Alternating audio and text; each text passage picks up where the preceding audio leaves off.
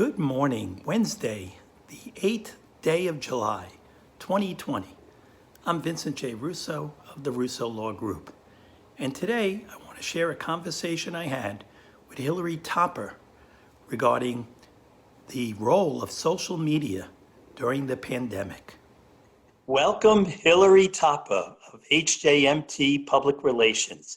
It's great to have you today. How you doing? Thanks for having me on the show. So you're the social media guru, and so I'm thrilled to have you speak about what's going on in light of the pandemic, and we're all kind of sheltering at home, and some of us now are starting to go out. What's been the role of social media, in your opinion? I feel like it's filled a gap for most of us. We get our news through social media. We find out about loved ones on social media. We find out about our friends on social media. So we're not so isolated and alone. It's also become a huge source of information, both information and misinformation. It's used to help our children while schools are closed. They learn through Zoom, or businesses, they have business meetings and that type of thing on Zoom. For example, I started a virtual networking group right in March called the Virtual Networking Breakfast Club. And it was only going on for 10 weeks, and it was just to get connected with people. I didn't really have any kind of thought in my head that it was going to lead to anything. And as a result of that, that's the extrovert in you. You needed to feel connected. That's true. And as a result of that, I got some business from it, which I was really surprised about. And after the 10 weeks was over, people were like, we need to do this again. Keep going. Right. So yeah. We did. So the world has definitely changed, and our habits are going to change. And us older folks are going to have to use the technology a whole lot more than we have in the past. I mean, I think every aspect of our lives has been turned upside down. How has it been positive, you think? What's happened with social? I feel like it makes us connected to other people. We feel like we're part of a community. We feel like we belong, right? It draws us in. And I think as humans, we just love that interaction. We need that interaction. And so it's so different though. When I was growing up, we'd go onto the street and we would scream and yell, and our friends would come out and we'd play together. And now it's all social media, connecting through social media. That's true. So a different type of community these days. How do you think it's been a negative?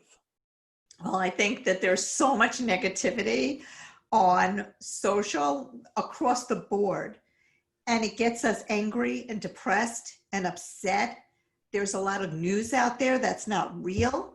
And I think what we need to do as a society is to learn how to cut through the clutter. For example, so I teach at Hofstra, and I tell the students, don't take what you read on social for its word. Do your homework, do your due diligence, look at the stories, look at the different facts, and see really what is true and what's not. Don't repost something if you're not 100% sure that it's true. And then the other thing is that there's a big divide with our country right now with our current administration. And I've never seen anything like this before. No matter if you're Democrat or Republican, it doesn't matter, but that hatred is there. And we need to kind of get that away from us and get that out of, and try to accept other people for their opinions and views.